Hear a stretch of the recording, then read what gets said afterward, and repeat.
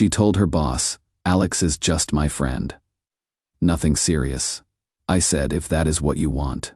3 months later, she was crying because I actually started acting like her friend. I am Alex, 27, software engineer at a mid-tier tech company making $78,000 annually.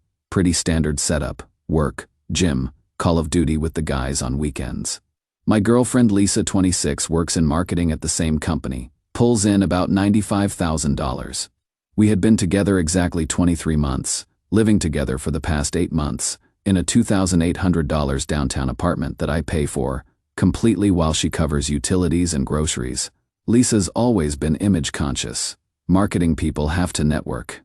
I get it. She has got this professional persona thing, always talking about workplace boundaries and keeping things compartmentalized. I respected that approach. Made sense not to be all couple Y at company events. The 13th of October, quarterly company party at the Marriott downtown. Open bar, expensive catered dinner, the whole corporate show. Lisa had to arrive early for setup with her team. I showed up at 7:30 p.m. as planned. Found the IT guys at the bar nursing overpriced drinks. Around 8:45 p.m., Lisa approaches with this older guy in an expensive suit. Turns out, he is David Mitchell, VP of Strategic Development from our parent company. She is wearing that practiced professional smile and goes, "David, I would like you to meet my friend Alex." "Alex, this is David Mitchell, friend. Not boyfriend. Not partner. Friend," I adapted. Shook his hand, made small talk about quarterly projections and cloud infrastructure migration. But I filed that word choice away for later analysis. 23 months together, $22,400 in rent paid by me, and I am her friend. The interesting part was how naturally it rolled off her tongue, like she had rehearsed it.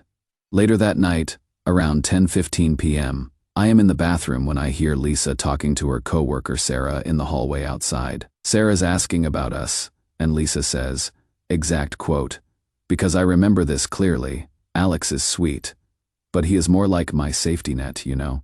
I am keeping my actual options open for someone with real ambition." Safety net. After 23 months, and paying her entire rent. I am her safety net. I finished up, walked past them like I hadn't heard anything. When we got home that night around 11:30 p.m., Lisa was all over me, like nothing happened, talking about how sharp I looked in my navy suit, how proud she was to have me there. I said okay, and went to bed. But over that weekend, I started noticing patterns I had been blind to, like how she always flips her phone face down when I am around. How she has been working late several nights per week for the past 2 months. How she suddenly cares about attending every networking event solo. How she never posts photos of us together on social media anymore. Monday morning, the 16th of October, I did some investigating. Took me about an hour to find her Bumble profile, active for the past 6 months. Profile says single, looking for an ambitious man with real drive. Using photos I took of her on our weekend trip to Nashville, carefully cropped so I am not visible. The girl who calls me her safety net has been shopping for my replacement for 6 months while I pay her bills. But then I had what you might call a strategic realization. If Lisa wants to treat me like just a friend, friends don't pay someone else's entire rent and utilities. Friends don't cancel their weekend plans to stay home and cook dinner together. Friends don't give up prime Saturday night gaming sessions to watch Netflix and chill. I started my new approach Tuesday morning, the 17th of October. The plan was simple. Treat her exactly like she has been treating me. Like a friend. Nothing more, nothing less. But what I discovered in her phone messages that night changes everything I thought I knew about who Lisa really is. Edit. A lot of people are asking about the financial arrangement. I have been paying the full $2,800 rent since we moved in together the 15th of February. She covers utilities around $150, $200 monthly, and groceries maybe $400, $500 monthly. So I am paying about $2,200 more per month than her for the same living situation. Edit 2. To clarify the friend thing. This wasn't the first time. I started paying attention after the party and realized she has introduced me this way to her boss, her clients, basically anyone she considers important for her career. I was only her boyfriend to people who didn't matter to her professionally. Update 1. Sorry for the delayed update. My laptop screen cracked over the weekend and I had to get it fixed. Expensive repair, but documenting this properly was worth it.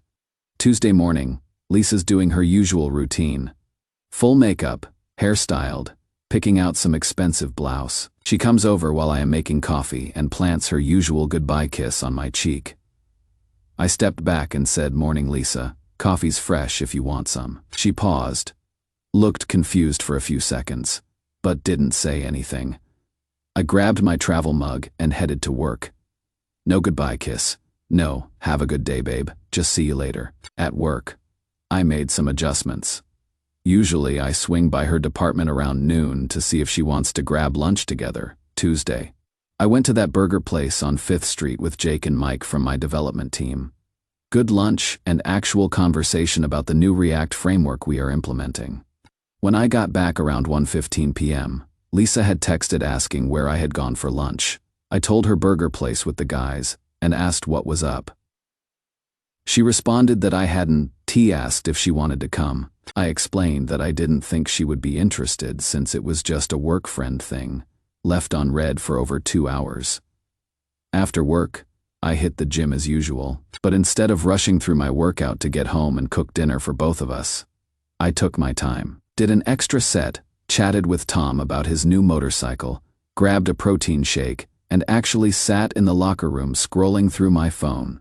Got home around 8:45 p.m. instead of my usual 7:30 p.m. Lisa was sitting on our sectional sofa looking irritated. "Where were you?" "I was waiting for you to start dinner." "I ate at the gym. There is leftover takeout in the fridge if you are hungry." "You ate without me?" "Yeah, I was hungry after my workout. Friends don't usually coordinate meal schedules, right?" She stared at me like I had started speaking a foreign language. Just this blank, confused expression. Tuesday night, she tried to initiate our usual Netflix routine, came over wearing those tiny pajama shorts that usually get my attention, tried the whole cuddling thing during some romantic comedy she had picked. I stayed sitting normally, said good movie choice, and kept watching. Escalating, playing with my hair, putting her hand on my leg, leaning against me. I treated her exactly like I would treat Jake if he was being weird on my couch. Polite, friendly, but completely platonic. "Alex, what is wrong with you tonight?" "Nothing's wrong. Just watching the movie." "You are acting strange." "How am I acting strange? We are hanging out." She got frustrated around 10:20 p.m. and went to bed early. I stayed up past midnight and re-downloaded Tinder. Figured if I am single in her assessment, might as well act accordingly. Spent time setting up my profile using recent photos from my hiking trip, the ones Lisa wasn't in. Wednesday morning was even more interesting. She came out for coffee wearing this tiny tank top and underwear combo that historically drove me crazy. I looked up from my phone, said morning, then went back to scrolling. "Aren't you going to say anything about how I look?" "You look fine. Coffee's ready if you want some." "Fine, just fine." "You look nice. Why do you ask?" She stared at me like I had grown a second head. Then she said, "Alex, we need to talk tonight. Something's off, and I want to know what it is." I said, "Sure, we could talk." I was genuinely curious to see how she would explain being upset about losing privileges she would publicly stated don't exist.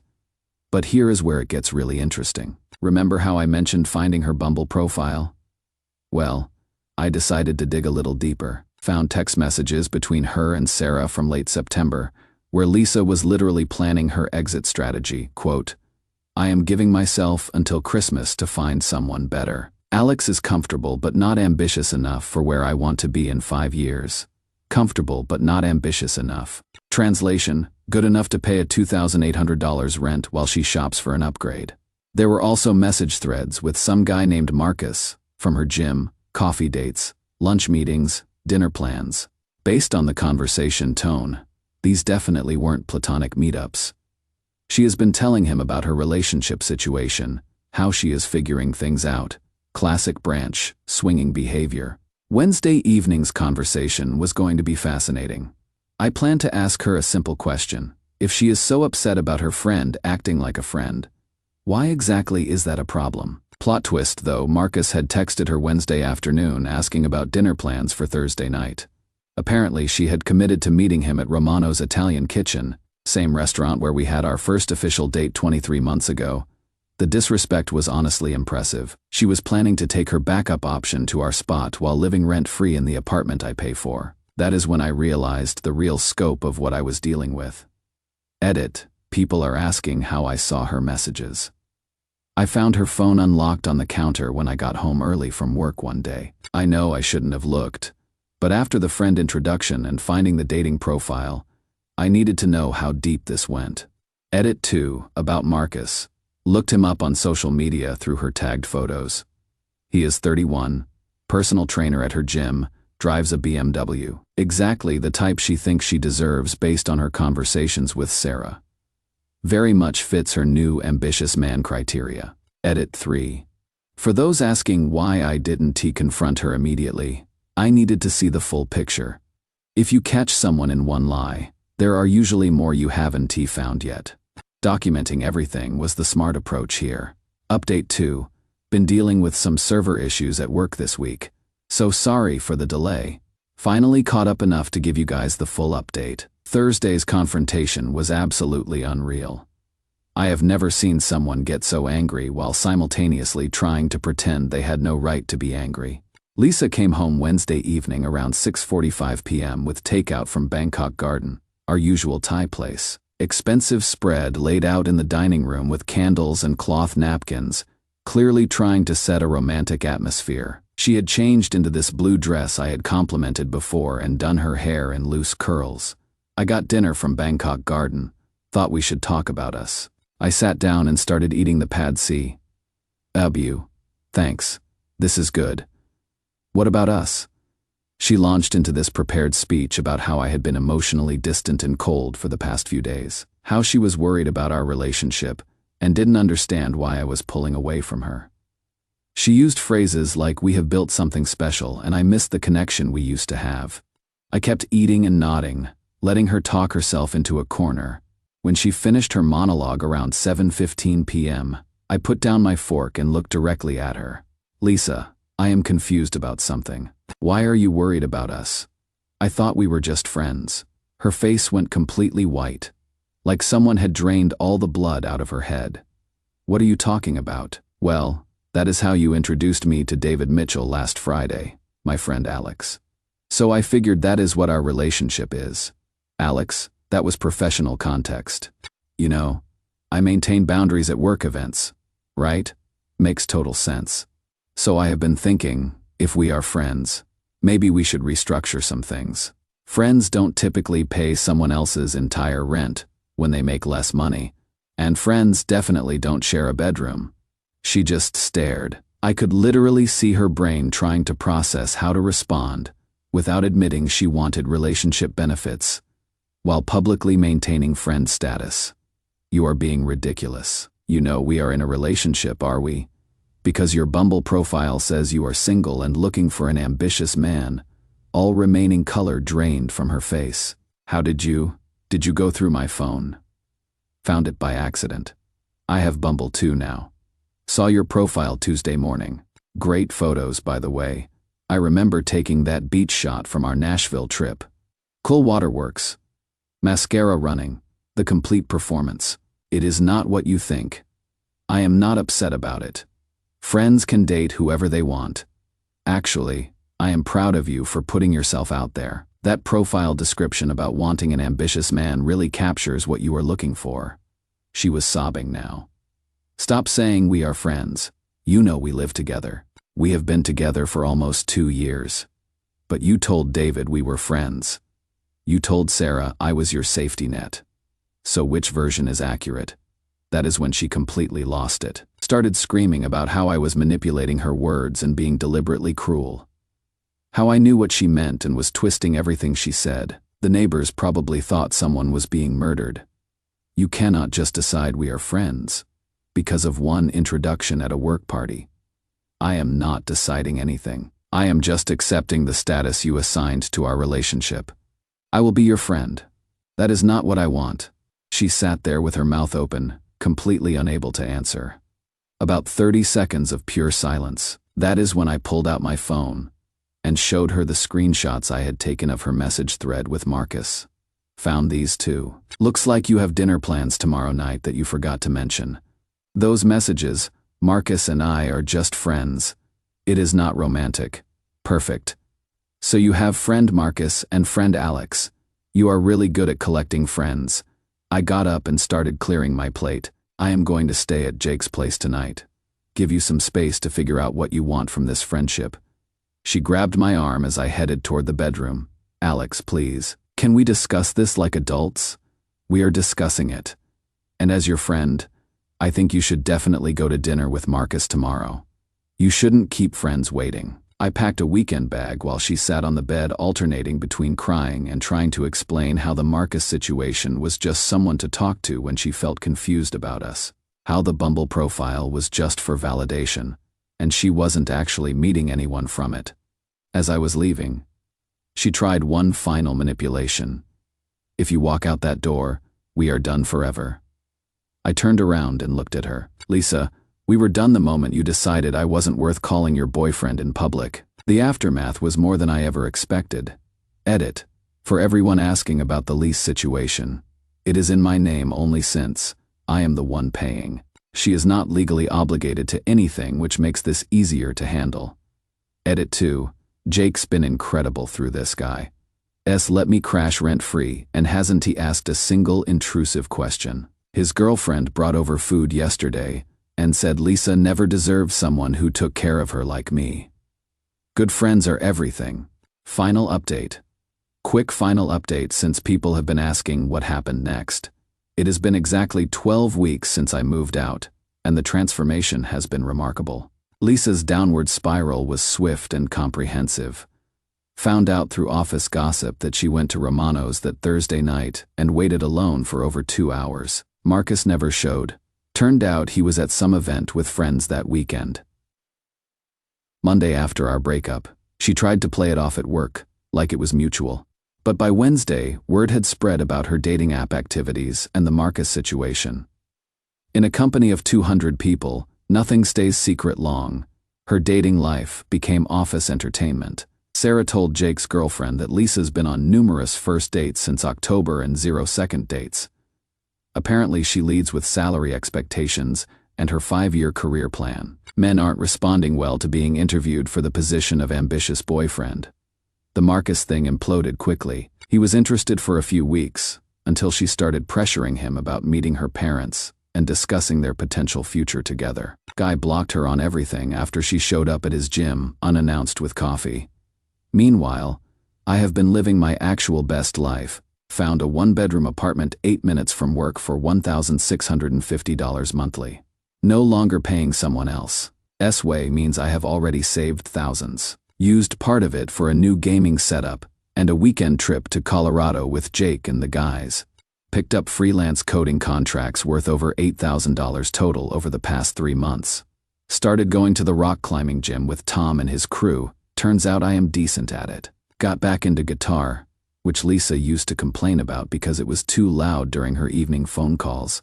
Actually met someone 3 weeks ago. Rachel works at the coffee shop near my apartment, finishing her master's in library science. Completely different energy from Lisa. Straightforward, funny, doesn't give a damn about networking or positioning herself strategically. The contrast is striking. First time we hung out, she introduced me to her study group as my boyfriend Alex, without hesitation. When I mentioned how refreshing that was, she looked at me like I was insane. Why wouldn't I introduce you as my boyfriend? That is what you are. Lisa's still sending occasional texts. Nothing desperate anymore, just random updates about her amazing new opportunities and exciting projects. I keep responses brief, not interested in being her emotional validation or her backup option. Last week, she sent a long message about how she has learned so much about herself and grown as a person. Asked if I would be interested in getting coffee to catch up as friends. I responded with, "I am good, thanks," and left it at that. The company Christmas party is next Friday. Rachel's coming as my date. I am genuinely curious to see how Lisa handles being introduced to my girlfriend, especially since half the office already knows about her dating adventures. and the Romanos incident. Lisa wanted to keep her options open, while maintaining me as her safety net. She got exactly what she asked for: unlimited options and zero security. Turns out when you treat someone like a placeholder, you end up being replaceable yourself. Still cannot believe I invested 23 months and over $22,000 in rent on someone who could call me her boyfriend in public. But now, I know exactly what I will not accept from another person, and more importantly, what I deserve. The poetic justice has been beautiful to watch unfold. Edit. Christmas party update. Rachel was amazing, professional, charming, asked thoughtful questions about people's work without being calculating about it. Lisa spent most of the evening on her phone at a table with other single colleagues. When David Mitchell asked about my lovely girlfriend, I introduced Rachel properly. Lisa heard it from across the room, worth every moment of the past 3 months. Edit 2. For those asking about Rachel, we are taking things slow, but it has been great. She is coming with me to Jake's New Year's party, and I am meeting her parents next month. Feels natural and easy, which is how it should be.